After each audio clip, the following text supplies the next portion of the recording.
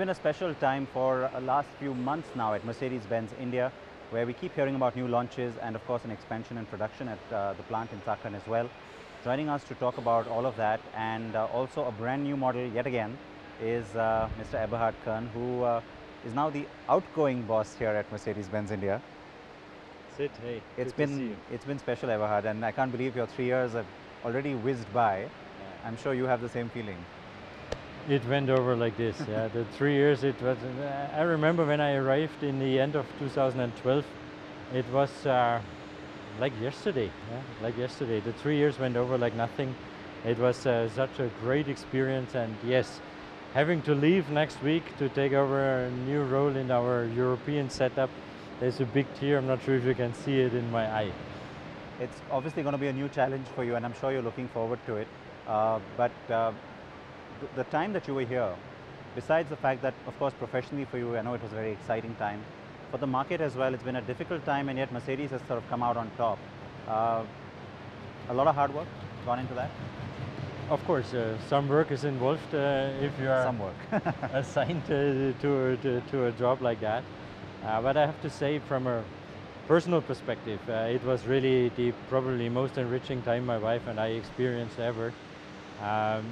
So much warmness, so much welcoming culture. We have many Indian friends. It's not an expat community as you sometimes experience in other countries. No, you're really part of the Indian kind of structures and society.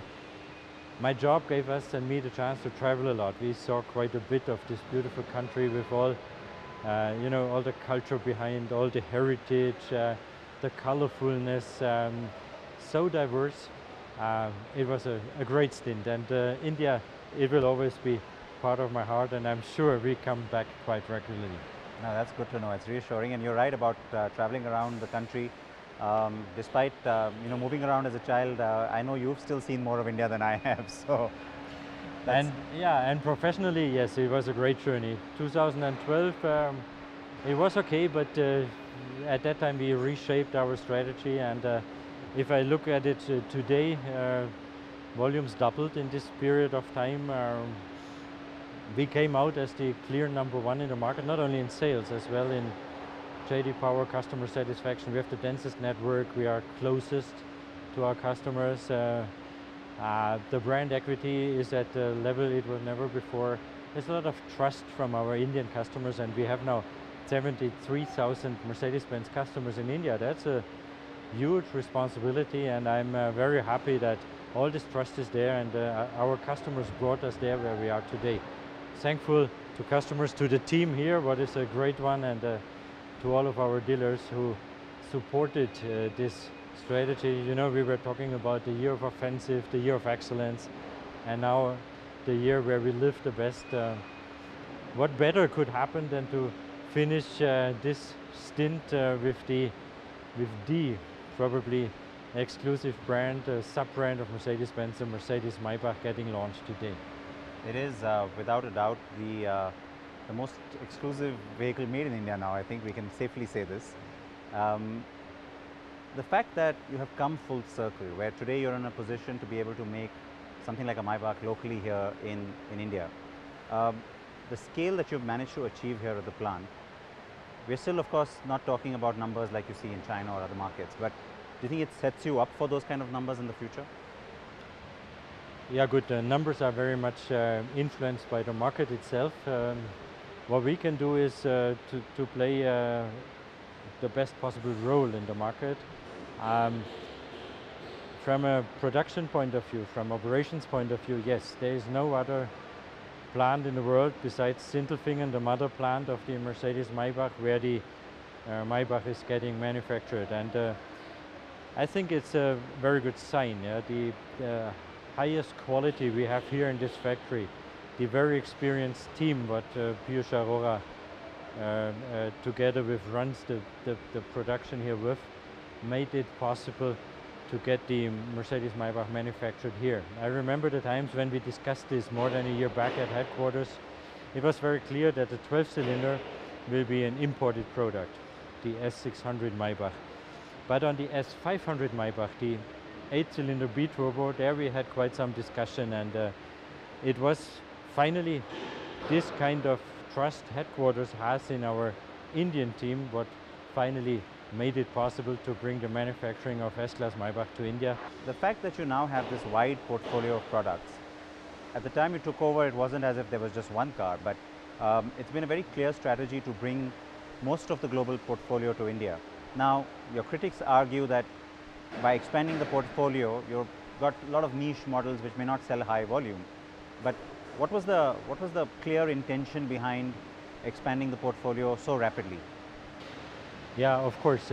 Today's Mercedes-Benz portfolio globally supports us, of course, a lot here in India, and we always try to bring in the latest technology as well to India to serve our Indian customers with.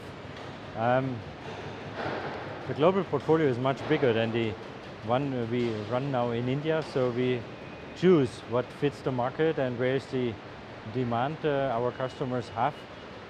Generally, the brand of Mercedes-Benz, it stands for luxury and for exclusivity, and therefore it's important not to have only the volumes in, the products in with high sales, but as well very individual products. So it's a kind of a mix. Including the Mercedes S-Class Maybach, we are now producing the 8 best-selling models here in this Mercedes-Benz factory in Pune. In total, we sell more than 20 different models.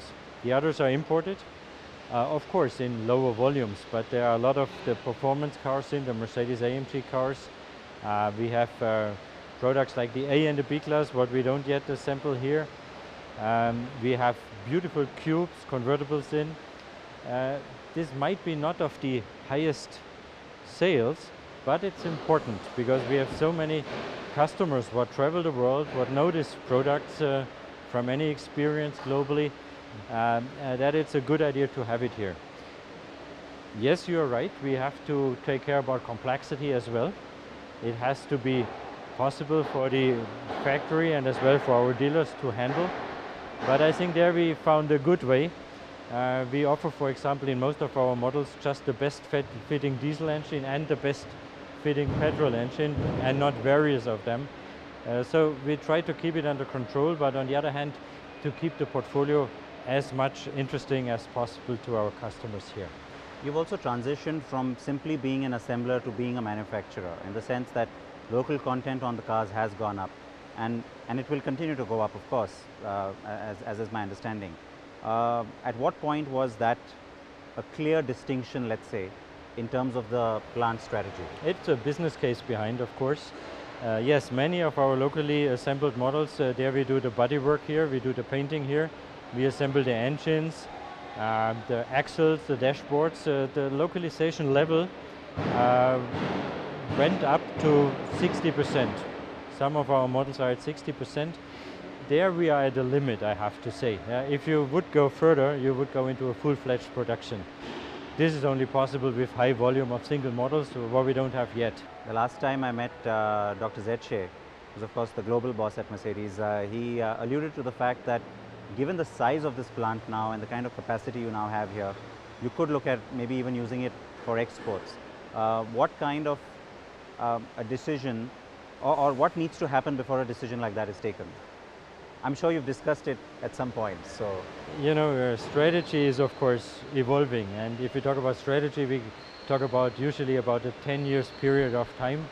Of course, we discuss every option, and export is one of the options. I can't tell you anything concrete today, but whenever we see a chance to have a business case behind the export, we would look at this as well.